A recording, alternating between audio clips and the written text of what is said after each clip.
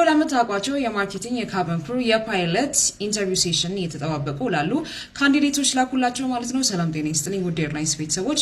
እንግዲህ በባለፈው በፓይለት ዲፓርትመንት የኢንተርቪው ዝግጅት ላይ በእንግሊዝኛ በሰራሁት ቪዲዮ ላይ አብዛኞቻችሁ በአማርኛ ተተርጉሞ ይሰራልን ባላችሁ መሰረት ይዤላችሁ ቀርብ ያለው ማለት ነው። ኢንፎርሜሽኑ ሼር እና ሪፖስት እያደረጋችሁ ብዙ ሰዎች ጋር ደርሱ። እንደምታውቁት የኔ አካውንት በጣም ትንሽ ነው።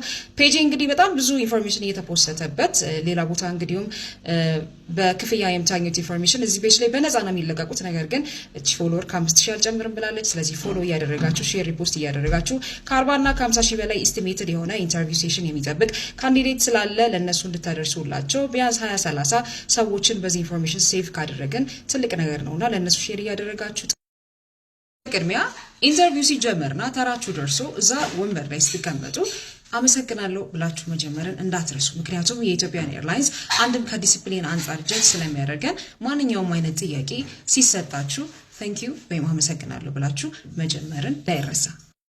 ሁለተኛው ጥያቄ ተጠይቃችሁ እናንተ ኤክስፕሌን እንድታረጉ ወይም ዝርዝር ሐሳብ እንድትሰጡበት የተፈለገው ጥያቄ ላይ አጭር መልስ ሰጣችሁ ወይም yes or no የሚል መልስ ሰጣችሁ አትለፉት ማለት ነው። ምክንያቱም ያ ጥያቄ እናንተ በደንብ ዝርዝር ሐሳብ ሰጣችሁ ያንን ሐሳብ ደግፋችሁ ወይም ተቃውማችሁ ስትናገሩ እናንተ የምታነሷቸው ነጥቦች ወሳኝ ከመሆናቸው የተነሳ እናንተ በዝርዝር ኤክስፕሌን እንድታረጉ የሚጠበቅባችሁን ጥያቄ አጭር መልስ ሰጣችሁ ዝም አትበሉ ማለት ነው።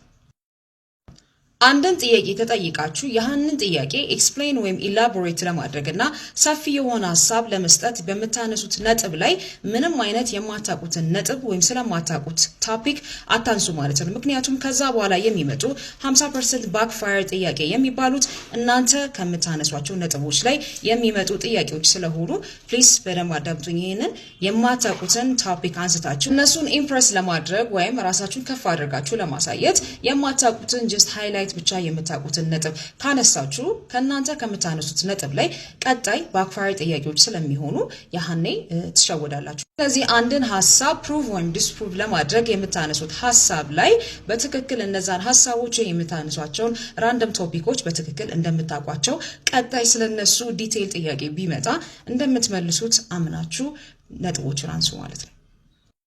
መጀመሪያዎቹ የኢንትሮዳክሽን ፓርት ጥያቄዎች ወይም ከ1 እስከ 2 ደቂቃ የሚሆኑት የኢንትሮዳክሽን ፓርት ተብለው ቢሰየሙ ጥያቄዎች ላይ ጥያቄውን በትክክል አዳምጣችሁ ለመመለስ ብቻ ሞክሩ። እዛ ላይ ምንም አይነት ኤክስፕላኔሽን እንድታደርጉ ስለማይጠበቅ ጥያቄውን ግን በጣም በትክክል ተረድታችሁ ምን እየጠየቁ እንደሆነ በትክክል ተረድታችሁ አጭር መልስ ለመመለስ ሞክሩ ማለት ነው። አምስተኛ ዊክነስ ወይም የግል ድክመታችሁ ምንድነው ተብላችሁ ስትጠየቁ ያመለከታችሁበት ስራ ላይ ለምሳሌ የኢትዮጵያን ኤርላይንስ አይደል አሁን ያመለከታችሁት ከኢትዮጵያን ኤርላይንስ ስራ ጋር ወይም ደግሞ ኳሊፋይ ከምታደርጉበት ስራ ጋር የማይገናኝ ድክመት ተናገሩ ማለት ነው። ምክንያቱም የትኛው ድርጅት ነው ከምትሰሩበት ስራ ጋር ያላችሁን ዊክነስ ተረድቶ የሚያሳልፋችሁ። ስለዚህ ዊክነስ ወይም ድክመት ተብላችሁ ስትጠየቁ ሌሎች ነገሮችን ለምሳሌ የእጅ ጽሁፋችሁ ላይ ሊሆን ይችላል ፐርሰናል ነገሮች ማይነር የሆኑ ዊክነሳችሁን ማንሳት ትችላላችሁ ማለት ግን በፍጹም ካመለከታችሁበት ስራ ጋር የሚገናኝ ድክመትን አንስታችሁ ኢንተርቪው ላይ አትናገሩ ማለት ነው።